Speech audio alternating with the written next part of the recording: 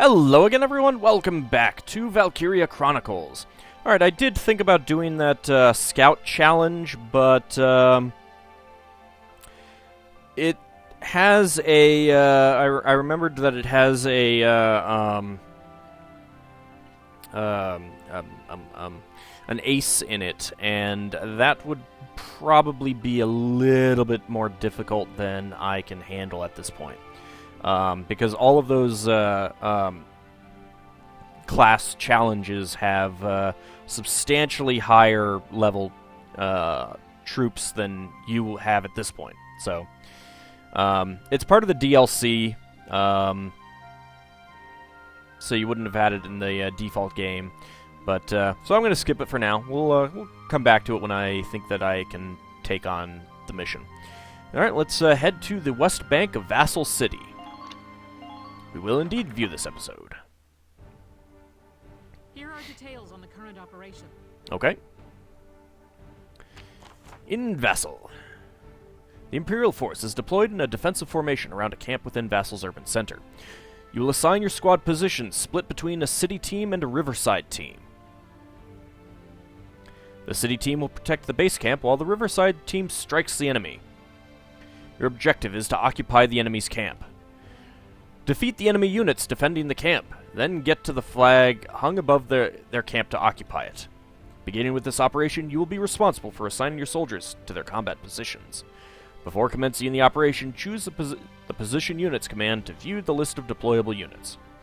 Then, once you've selected a unit you'd like to deploy, choose the position you wish them to take.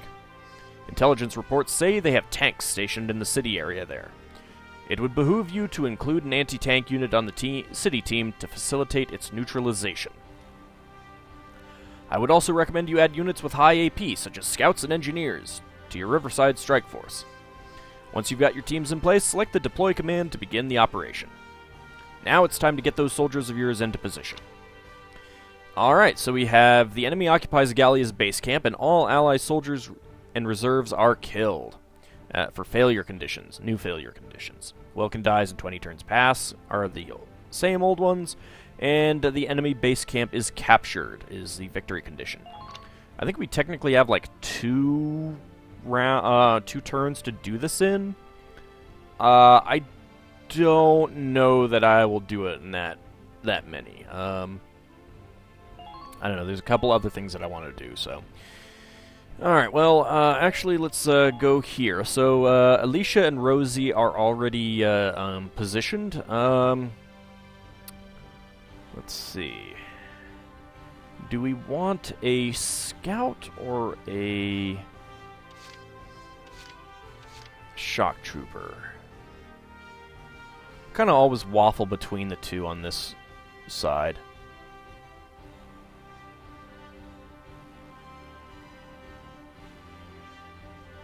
Probably, oops, wrong thing. Probably a scout is what I'll want. So as I could see what, anyone have, well,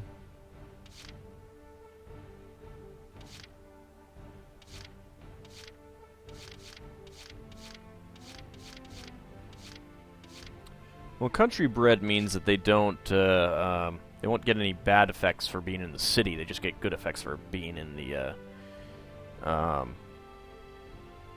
field. So we'll take Noche. And then over here, we got Largo already. Go ahead and take Edie and Vice. And I want Marina. And Frisia. Alright, let's go ahead and deploy. We're prepared to commence the operation. I look forward to good news from you. Okay. I plan to give you good news. Split into two teams, offensive and defensive. Squad 7, move out. Okay. I think we can handle this. I actually start my timer. I did, good. All right, it's our first mission. Well, other than the Split into skirmish. two teams, city and riverside.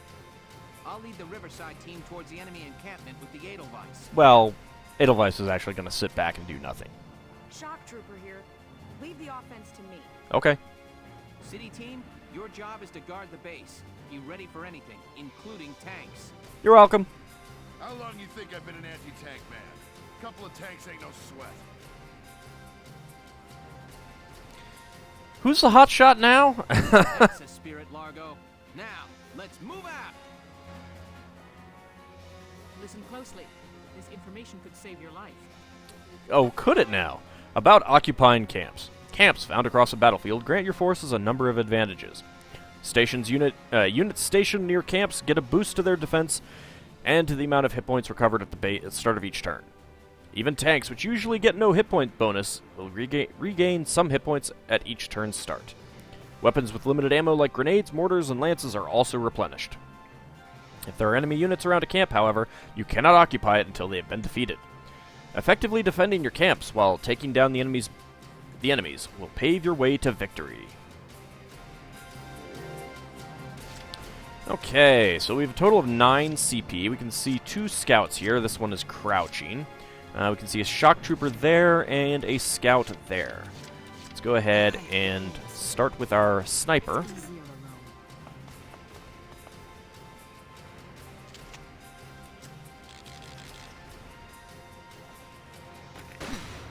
Nice.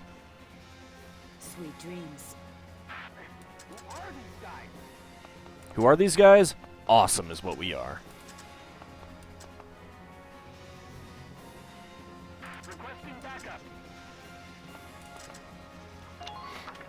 Alright, I'll put her there for now.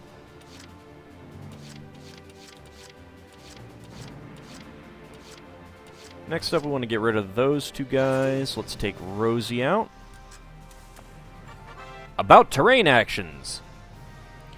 Near some locations on the battlefield, special actions will become available by pressing the Not A button as specified. For example, units walking through grass can select Crawl to hide within it, out of view from enemy attackers. Also, climbing a ladder can allow the unit roof access. Keep an eye out for other useful actions.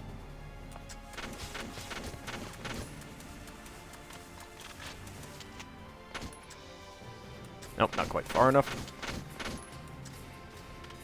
Ain't no stopping me.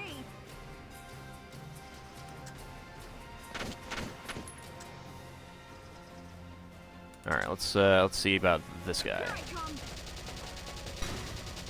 Oh, we didn't do much damage to him.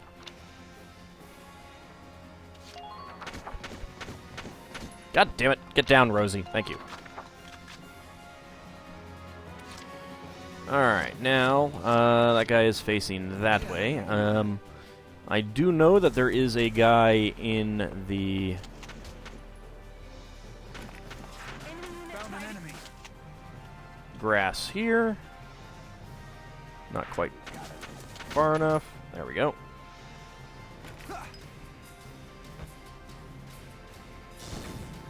Go ahead and kill him. Did you see that? I did. I don't know that you should really be all that proud of it.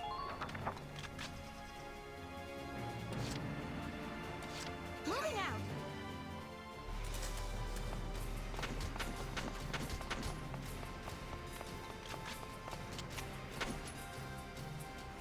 What's up, buddy? There you go. I'm impressed, but not surprised.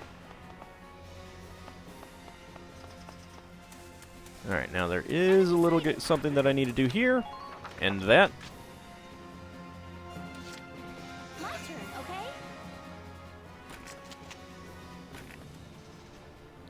Please hit. And we'll go ahead and grenade him.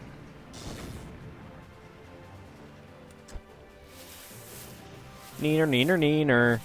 Strictly piloting the Adel.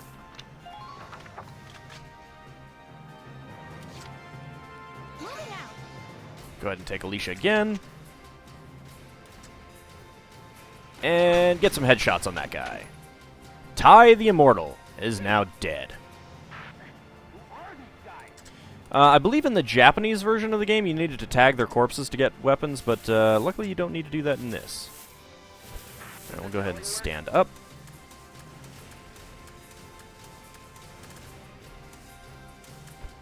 And get down into the grass there.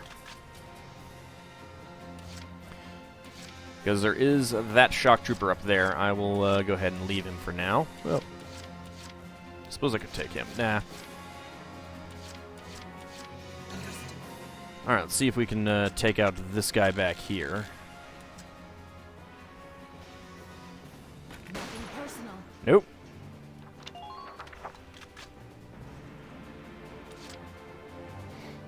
I do like looking at the city here. Market Garden, Market Street. Some interesting little plaza here. City Library, City Hall, Old Bridge Avenue, Vasel River. A single dock down here for some reason with a single boat. Definitely looks like there's a lot more to the city. I do like that. 3rd Garrison Barracks, Logberg Street, Riverside Park. I like the maps in this game. Alright, let's see. So we didn't quite get that guy. I'm ready to go. Suppose we could take Frisia. I actually did not mean to take you over the wall, or over the sandbags, but whatever. Nice! Headshot. Next partner. Good. That makes things a bit easier. It does. Let's go ahead and crouch. And I think I'll save the 1 CP for the next turn. There's not much else that I need to use it for right now. Probably going to have a couple people come down here. Excellent. And this guy should come down as well, which is what I was hoping for. Of course, he's just going to stop right there. Oh, he's coming again. Come on, Rosie. Dang it. Ow. There's actually quite a bit of damage there.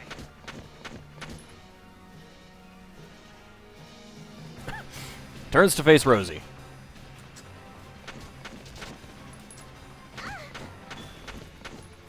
Luckily, being behind the sandbags means not much damage and an easy kill.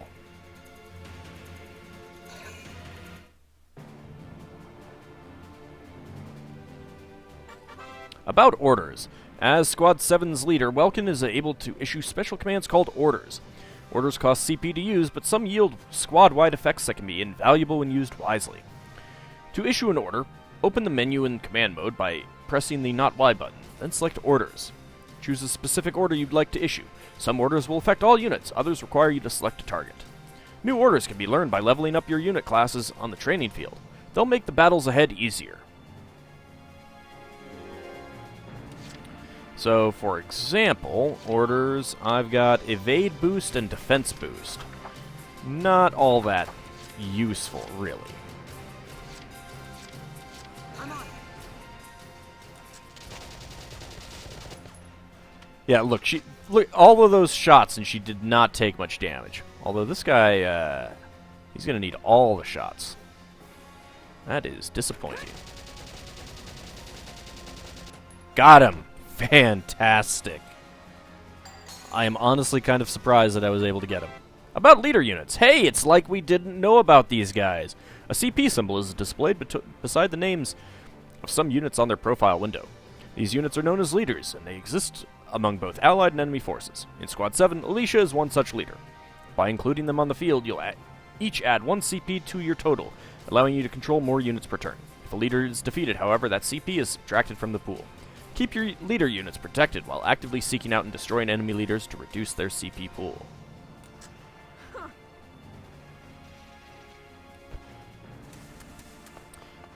Alright, let's Enemy sighted. see about getting Rosie up here.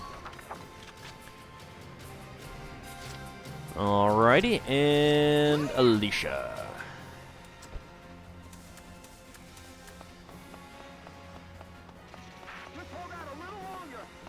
Not going to go around the wall that way. Enemy sighted. So we can see a guy there. We can see a tank there. Lovely. Let's go ahead and climb up. Enemy sighted. And we will go ahead and take out this shock trooper, hopefully. Yeah!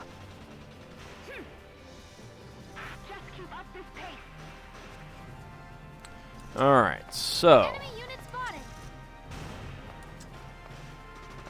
we can see a shock trooper down there. Let's go ahead and pull up the map. We can, of course, see the tank, which I think I'd like to get on this side. You can see that tank, too. And we can see a leader scout down there.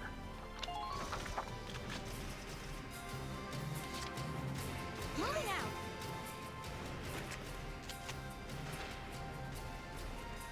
Okay, I need to get to the edge of the building. Enemy sighted. There we go. Come on, 2 shots. Nice.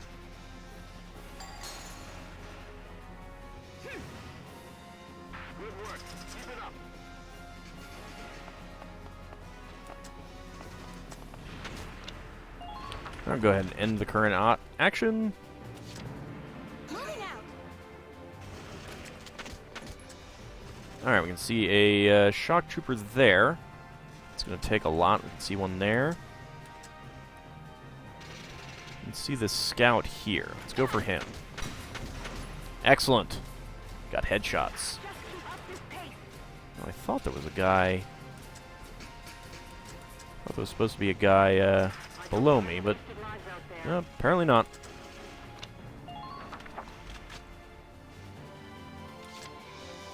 Moving out. Alright, let's go for this guy, see if we can kill him. Oh, nice. Oh, that's awesome.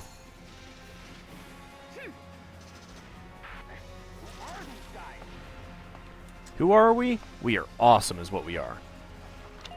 Alright, let's go ahead and end her action. Let's see. What do we want to do now? Got quite a few CP. I'm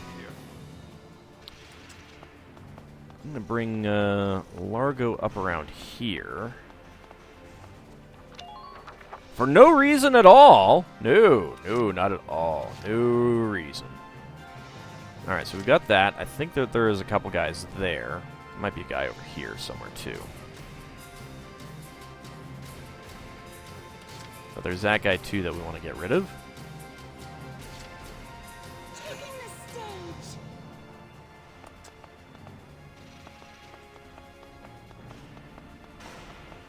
I see an enemy. So we see a couple shock troopers. We can't really get any of them. Just leave piloting the Edelweiss to me. Alright, good. None of the tanks can get her. I don't think. I think we'll go ahead and end the current phase. We'll let it go like that. And that's what I was waiting for. That tank is going to head straight through there. We're going to do a little bit of damage to it. Ah, damn tank's busted right through the stinking wall. Oh, that's why I'm... It's my turn now.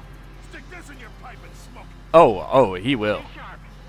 Tanks can break through crumbling walls and trample down sandbags and trees. Now you tell us.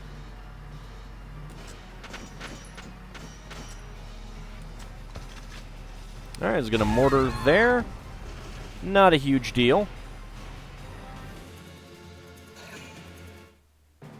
And they did pretty much nothing, amazingly enough.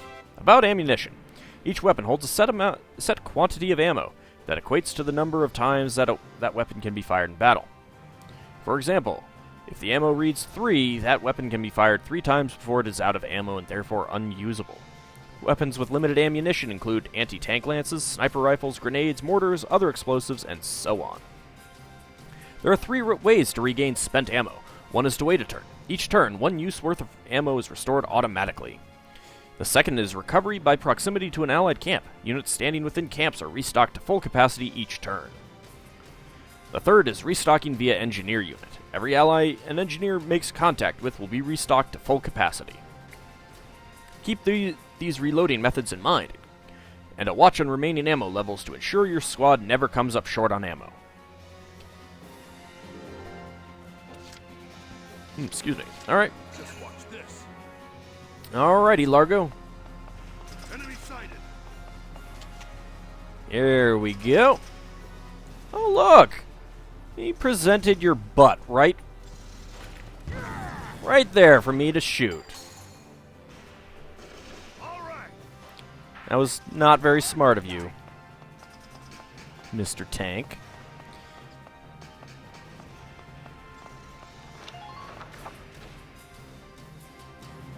We'll move him some more momentarily.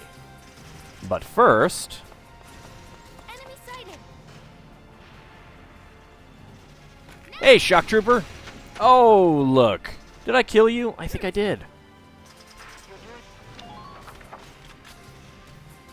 So I'm going to go after that other tank because I get a bonus for doing so. Man, that guy is not a threat. Nice! Good work.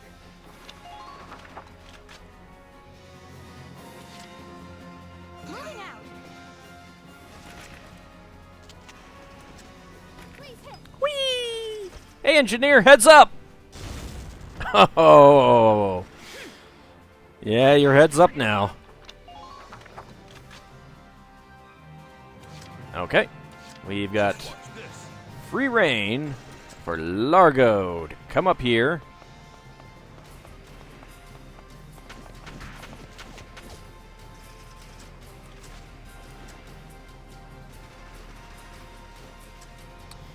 Alright, let's hope he doesn't miss. These things are notoriously inaccurate. Nice! Got both tanks. All right. Enemy unit neutralized.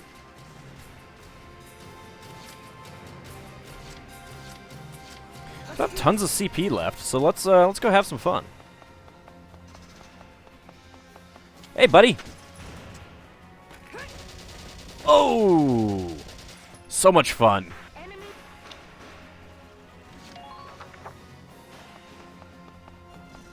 Something blew up there. sandbag.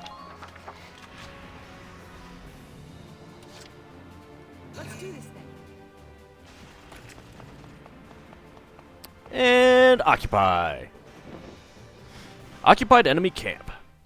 Operation complete. Did I get a B or did I get an A? Operation complete. We took their base. Indeed we did. Probably only a B. Yep, just a B. I think you need to do it in 2 turns to get an A. But I got 6,100 experience and 99 ducats. I got both tanks. I got the enemy ace and the enemy and 4 enemy leaders. The aces count for 2 leaders, so it's pretty nice.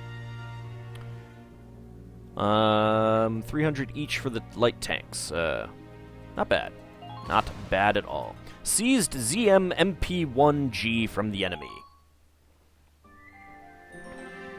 A new episode has been added. Let's see. Elite War Correspondent. Let me double check the time. Yeah, we got enough time. View this episode? Sure.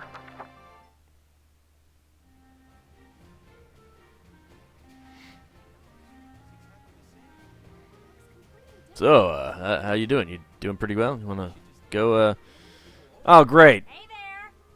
Great. Someone with a camera. Pod 7 by any chance, are ya? No, Yes, it's not us. us. Dang it. Now they know. Bingo. I've been looking for you. Meaning you, hot stuff, on the tank. Me? Mm-hmm. We've been in, like, what? Excuse One me? operation? That must make you Lieutenant Gunther, am I right? Yeah? Yeah. Yes, that's me. Oopsie daisy. What? Hey, you can't... Oh, nice to meet you too. Now, let's get right They're a to the lot business. nicer to reporters in this than they So, would be in you're real the life. Son of the great General Gunther, huh? You look awfully young. How old are you anyway? Must Are you be gonna give him first a chance to answer? most experience so far. Wait, happiest. No, funniest. I'd also like to know hobbies, favorite foods, what you do on your days Hey, off. lady! This is a combat zone. Ah, we've secured it. Excuse me, but What are you doing here anyway? Hey, give me a break, will ya? Scoops are near danger, and I'm near Scoops. That's right. The name's Ellet. I'm GVS Radio's top woman reporter.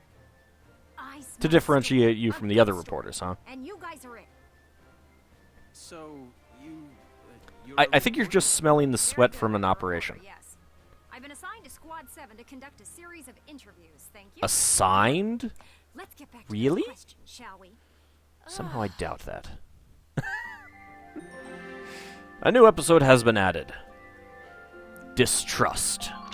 Be this episode? Sure. It's not like we have an option.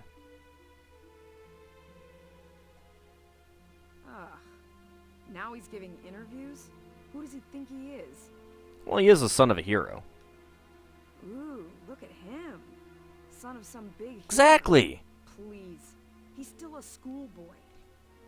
He's 22, you know. No kidding.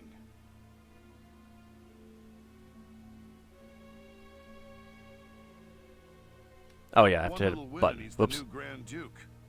I hate kids. I didn't think that we had Grand Dukes in this country. Whatever. He'll learn soon enough. Only one thing matters out there in the field, and that's experience. I've played through the game before. Trust me, I'm good. Experience. Plenty of experience. Chapter 4. Operation Cloudburst. A new episode has been added. The Personnel tab is now available. The Weaponry tab is now available. The Glossary tab is now available. About Personnel, Weaponry, and Glossary. These 3 tabs offer information on the game's cast, the arms they wield, and the things and places that form their world. Open the menu with the Y button, then in the tab Select menu, select the resource you would like to read. Their contents are automatically updated as you progress through the game's plot, so check back on a periodic basis. Castlefront Street is now available. The War Cemetery is now available. The Personnel tab has been updated. The Weaponry tab has been updated. The Glossary tab has been updated. So much update. Internal strife. Well, let's go to tab select. Let's start with the Personnel tab. Oh my god. So many personnel. So many people. Welkin! Hey, we can change the outfit. Yes. Fun times. Lieutenant, age 22, son of the late EU-1 hero General Belgan Gunther, and leader of Squad 7. While attending university, his focus lay in animal sociology. Was it?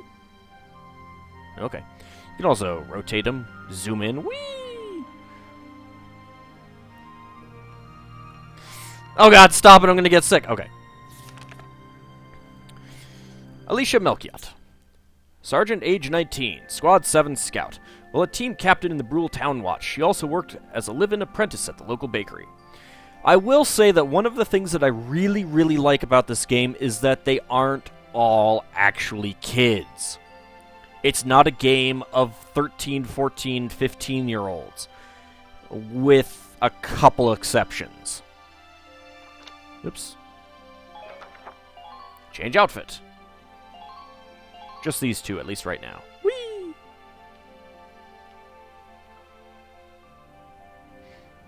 And no, you can't. Okay, I've just confirmed that you can't get an upskirt shot for her. All right. I didn't actually try that. No, trust me, I didn't. Isara Gunther, Corporal, age 16, Squad 7 tank pilot, daughter of the late Darksun engineer Professor Tamer. She was adopted into the Gunther family as Welkin's sister.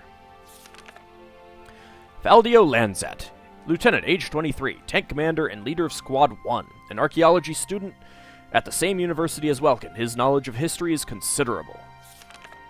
Eleanor Virat, 3rd Regiment captain and direct superior of Welkin. She is one of the most feared yet respected officers in the Gallian military, age 35, unmarried, because clearly we have to know that she's unmarried. We can change her outfit? Oh. Interesting. Forgot about that. Largo Potter, Sergeant, age 36, relative of Harry, Squad 7 Lancer. Since his initial conscription during EU-1, he has survived countless missions, making him the most experienced of the Sevens. Bridget Stark, Corporal, age 27, Squad 7 Shock Trooper. Formerly a bartender and songstress, she still bears the nickname Rosie, given to her by her bar-going regulars. The more you use the characters, the more that this will be fleshed out. Grace Cherny. Private First Class, age 20, a mechanic working in the militia's R&D facility. His primary responsibilities include weapons maintenance and repairs. Incidentally, if you don't want me to, if you don't want to see all of this, or hear me read all of this stuff, you can end the video now because that's going to be all of the rest of this episode. However long it takes me. I insist on reading this stuff. Leon Schmidt, the guy I hate. Private First Class, age 20. A member of the militia's R&D team. His chief task lay in the development of new weapons. See, without the E on the end, it seems like it has to be Georg, rather than George. Georg von Damon. General, age 54. Born into a family with a long history of military service, he now commands the Central Gallian Force, including the militia. Really needs a weight loss regime. Martha Lipponen. Age 38. Nanny to the Gunther family like her mother before her, she helped raise Welkin and Isara since birth, as well as 5 of her own children. A presence in the Gunther house since she herself was a child, Martha became a surrogate parent and source of assurance to the orphaned Welkin and Isara. I'm trying to remember if we ever actually see her in the game again. Martha's baby! That's just creepy. Seriously. Super creepy. Martha's son, born inside the Edelweiss on the day Brule fell to the Empire. He is Martha's 5th child. Hey, they could have the Full House achievement in Crusader Kings 2. Sergeant, age 48. Drill instructor, huh? That's all you're known as. Chief drill instructor at the militia training grounds. His stern countenance and harsh words haunt the dreams of soldiers near and far. Belgian Gunther, no image. Welkin's late father, widely regarded as a great hero for his contributions to preserving Gallia's independence during the First European War. Tamer, Isara's biological father and a gifted Darkson inventor who contributed much to the furthering Gallian technology. He built the Edelweiss for his friend after EU1. Huh, interesting. Alex Raymond, Squad 7 shock trooper, age 17. His leap-before-you-look brashness and flighty, carefree nature have earned him the name Bird among his friends in the squad. You know, you might want to use that gun on those so-called friends, just saying. Kobe Caird, Squad 7 shock trooper, age 65. You would think he'd be retired by now. A foreman for a carpentry company before he joined the militia, his bad back is the result of an injury suffered during EU1.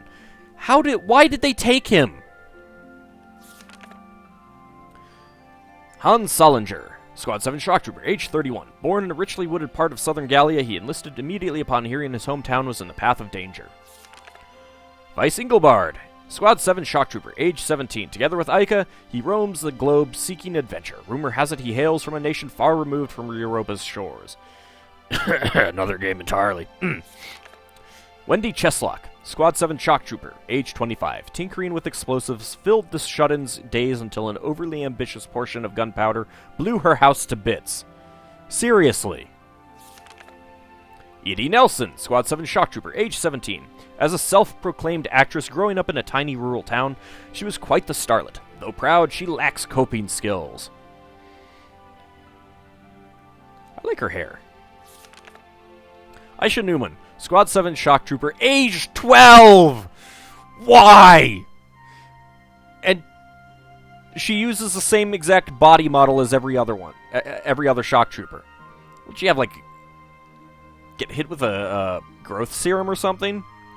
She earned secondary military training credit at a record age and was permitted to enlist after expressing a strong will to fight.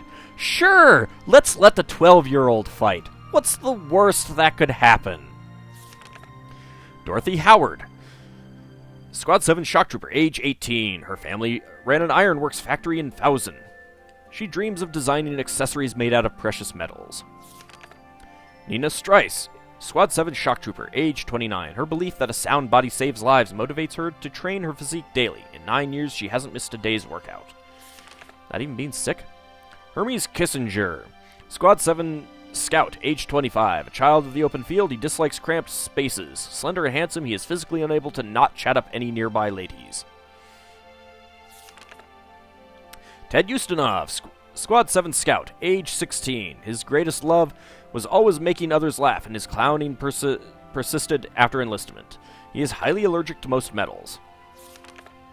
Wavy, Squad 7 Scout, age 35. Considerate and polite to a fault.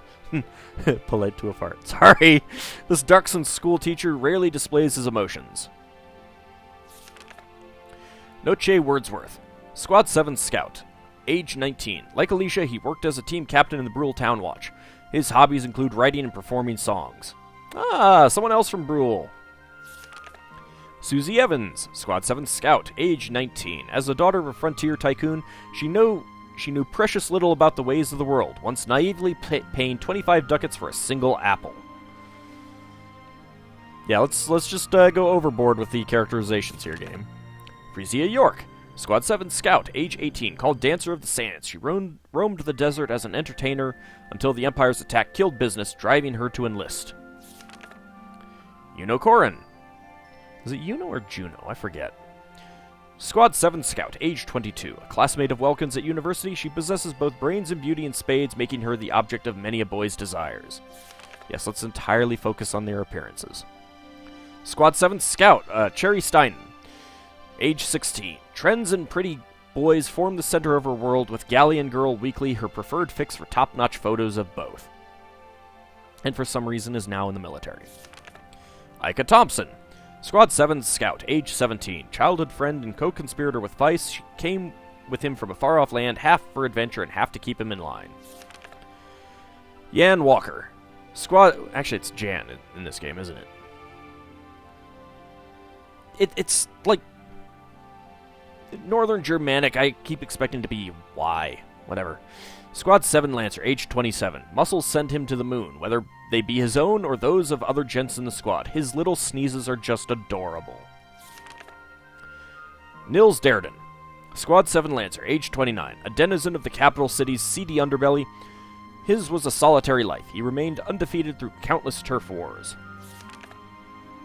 The Old Boar, Squad 7 Lancer, age 18. An impoverished childhood has driven home the importance of wealth for him, driving him to seek fame and fortune as a war hero. Hector Calvi, Squad 7 Lancer, age 25, former head of the local watch in his home village. He showed a natural leadership that won the respect of all of his soldiers. Rosina Selden, Squad 7 Lancer, age 24, a sort of older sister figure to many Sevens. Her teammates affectionately called her Lady Rose. She enjoys working when off duty. Yoko Martins, Squad 7 Lancer, age 37. She ran a well-loved Randgrease eatery until donating all the food in her larder to refugees one day and joining the militia. Herbert Nielsen, Squad 7 Engineer, age 18. Born in an arid region where the weather dictates one's day, he grew to avoid any energy expenditures he possibly could. So basically, a lot of these are explaining some of the characters' potentials.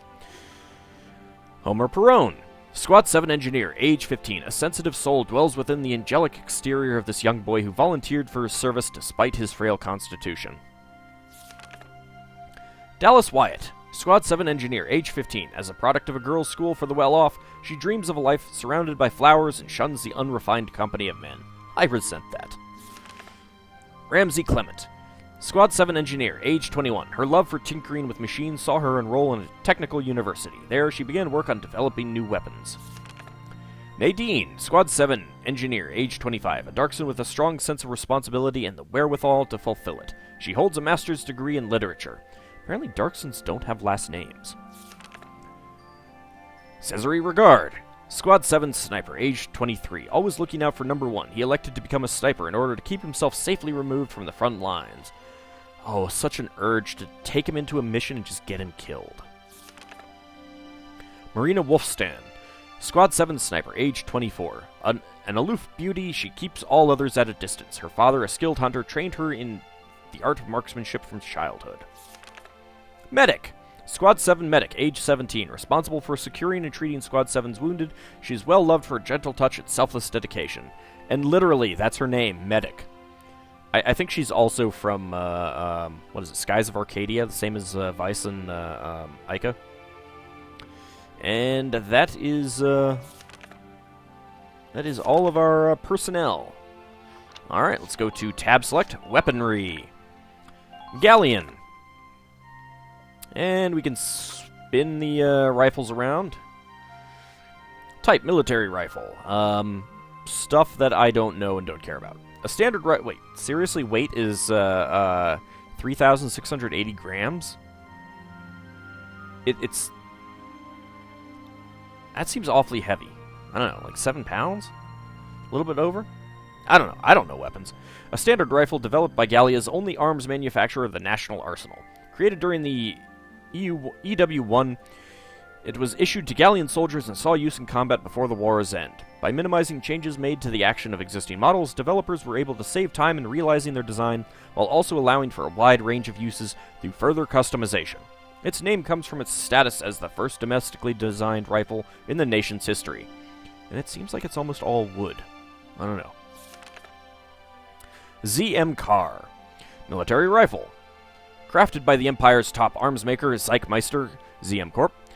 This rifle is one of the factors that enabled the Imperial armies to sweep across Europa. Substantially lighter than conventional rifles, except of course the Galleon, apparently.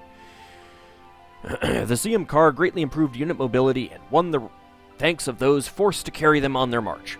Its nickname, its distinctive axe shape earned it the nickname Francisca among its users, because clearly, despite this not taking place in the real world, where there were Franks who would name an axe Francisca, they named it Francisca. Mags, military machine gun. EW1 saw a variety of firearms developed to suit a broad spectrum of needs. Among them, the machine gun's stopping power made it exceptionally popular among arms makers, both within Gallia and abroad. Though models of all shapes and sizes saw use in combat, the Mags machine gun was especially prized on the front lines for its portability. Excelling in rapid-fire speed and ease, it exhibited unparalleled performance in the close quarters of trench and urban operations. ZMMP, military machine gun. The ZMMP boasts a degree of refinement so high it was lauded as Zeichmeister's ultimate masterpiece, even though the accuracy sucks. Excelling in firepower, accuracy, and portability, it represents the pinnacle of everything required of a machine gun. Further sweetening the deal is the high concentration of pressed parts easily manufactured at a low cost. With these guns at hand, Imperial forces crossed Europa unchecked by the Federation and other nations. Landcar, anti-tank lance. Gallia's most common anti-tank lance developed as a way to allow foot soldiers to combat tanks unassisted. An armor-penetrating warhead is located in the lance's tip, then fired at the target, detonating on impact. Though its power and effectiveness are indisputable, its considerable weight impedes the mobility of the user. The weapon draws its name from its use as a lance-shaped anti-armor device.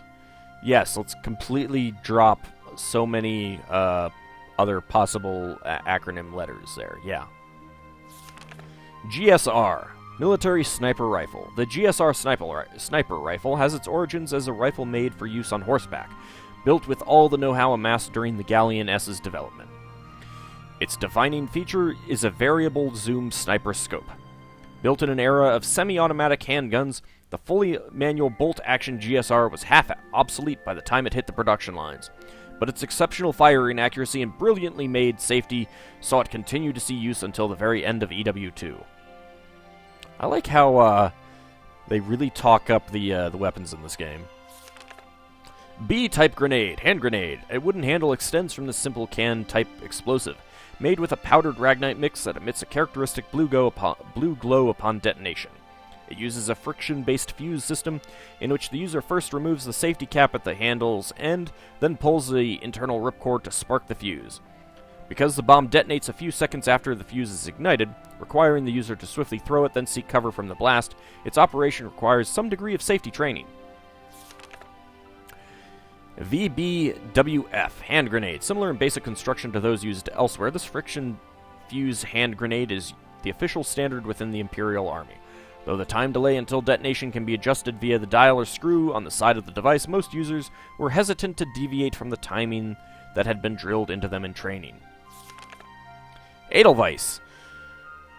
Designed and constructed by Isara's late father, Tamer, this tank's 360-degree rotating turret, fully automated loading system, and other innovations completely revolutionized tank technology.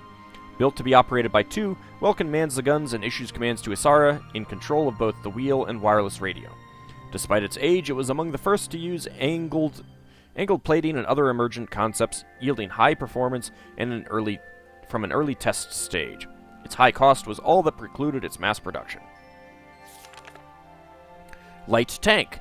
Though originally developed before the outbreak of EW2, these tanks saw considerable use throughout the war. Taking the stage just as the tanks began to see use as highly mobile units able to work in conjunction with troops on foot, this model came to define the epoch. By the beginnings of EW2, however, they had begun to show signs of age and were outclassed by Federation counterparts in terms of frontal firepower. Whee! Aw, the radiator plates aren't lit up. Aw. Oh, the radiator plates on the Edelweiss aren't lit up here either.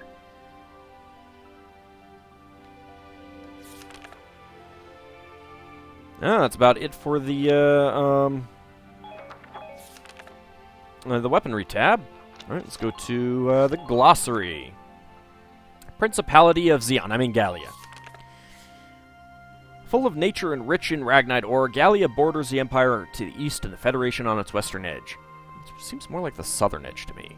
This small Central European nation is a constitutional monarchy ruled by House Randgries, the hereditary sovereigns of Gallia. The first ruling ancestor of the house, revered as the legendary hero of the ancient war of the Valkyria, built a castle on the site of what is now the capital city Randgries, establishing it as the seat of Gallian rule. Despite its size of only 38,567 square kilometers and a population of just over 43,000, it boasts a rich and unique culture. The official currency is a ducat, whatever, and it is characterized by policies of armed neutrality and universal conscription. Switzerland. Excuse me. Gallia's history. The nation was formally born in the 3rd century when Castle Randgries was built and rule over surrounding areas began. When the Empire invaded Gallia at the turn of the 19th century, the king renounced his crown, instead ruling over an autonomous region within the Empire as Archduke. But as democratic movements swept Western Europa, the Archduke harnessed that energy in Gallia to push for freedom from the Empire, resulting in the War of Gallian Independence. Stretched thin between multiple fronts, the Empire was unable to maintain its hold, and the small nation rose as the independent Principality of Gallia, declaring neutrality and establishing a system of universal conscription. Gallia's topography. With the sea at its north and west and thick forests shielding it to the south, Gallia is naturally fortified against invasion, historically allowing it to repel even significantly larger foes. Hilly plains cover 60% of the nation's land, and its mountains contain a rich store of Ragnite ore, a valued source of energy. Large cities dot the flatlands to the north, while the rest is largely occupied by lush farmland. Gallia enjoys a temperate oceanic climate, with little variation in rain levels throughout the year, and the soil is highly fertile. Because growing conditions for livestock and grain are equally favorable, Gallia practices a mixed form of agriculture. Brule. This small town lies on the imperial border at the eastern edge of Gallia. Windmills stand atop the crests of many of the region's rolling hills, but few are as large as the so-called sister mills built from an old castle tower in the heart of town. I was wondering why it looked so weird. Because it radiates out from the mill, Brule is also known as Miller's Home. The town supposedly began as a hideout for Royal Guard soldiers who'd revolted against the king. Perhaps an echo of that, this town of just under 8,000 nonetheless has an active town watch, and Brulers are famed for taking pride in guarding their homes themselves. Exports include dairy and bread made from locally grown wheat. The capital city Randgries. The capital of Gallia since its days as a monarchy, this ancient city has the longest history of any in Europa. Seriously? The city takes its name from the ancient war hero who founded it and began rule over the surrounding area. The ancestor of today's House Randgries, surrounded by castle walls stretching 1 kilometer in diameter, the entire city stands as a citadel and contains the seat of Gallia's politics, economy, and culture. Castle Randgries, home to the Archduke, makes its iconic heart of the capital. Its single magnificent tower has been likened to a unicorn's horn, giving rise to the national crest that bears the likeness of the mythical beast. Military headquarters. The Gallian army's central base stands amid a wooded area at the outskirts of the capital, known informally as Fort Amatriane. I guess, in honor of General Amatriane, and was responsible for restructuring Gallia's military and establishing this facility during European War I, EW1.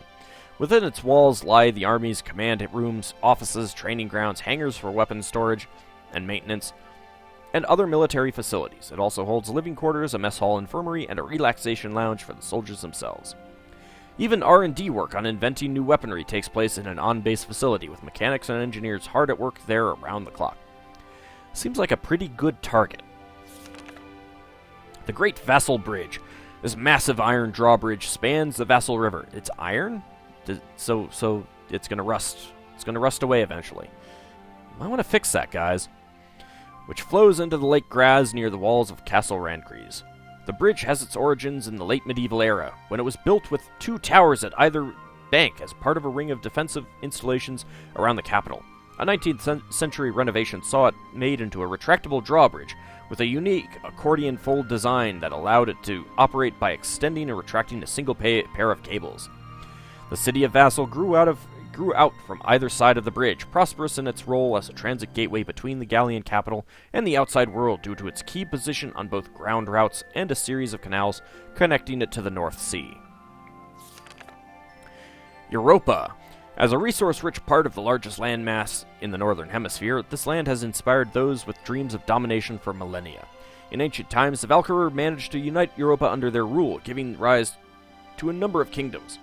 Subsequent divisions arose as influential leaders within each of the kingdoms chose to splinter off to form new nations, and it was not long before the first campaigns of conquest began. By the 1800s, the balance of power lay split between the East European Imperial Alliance and the Atlantic Federation, with the small nations in their shadows left to weather the waves caused by the clash of these two behemoths.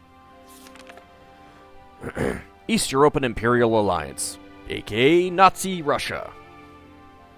A conglomerate of nations united under the rule of the East European Emperor, commonly referred to as the Empire. The Industrial Revolution that occurred when Ragnite was discovered as a useful energy source saw the nations of Eastern Europa, pioneers of machine technology, rise to power, already tightly bound by a network of marriages amongst their royalty. These nations now joined hands in a formal international alliance. While not technically an autocracy, the Emperor enjoys limitless authority within the alliance. I think that kind of means that it is an autocracy. The Empire retains customs and practices held over from medieval times with its and its people are known to harbor conservative views, including a strong hatred for the Darkson race. EC, European calendar. This calendar, used across Europa, has at its origins the Valkyria conquest of the continent. For this reason, it is also known as the Valkyrian calendar. Each year is counted in relation to the year the Darkson people were subdued and Europa was united as a continent.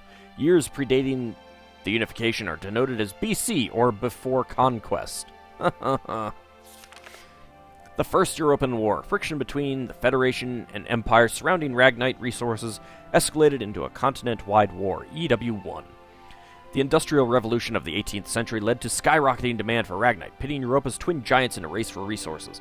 When the crown prince of the empire was assassinated at the start of the 20th century, tensions spiraled into an all-out war. Wow, that sounds awfully familiar. Though the Imperial force employed a corps of newly developed tanks, hostilities soon became bogged down in fruitless trench warfare, and the two exhausted powers ultimately signed a ceasefire agreement. Wow, that sounds awfully familiar, except for the bogged down and signed a ceasefire agreement. During the war, Gallia's military, led by General Belgian Gunther's tank corps, foiled an Imperial invasion attempt. The Second European War.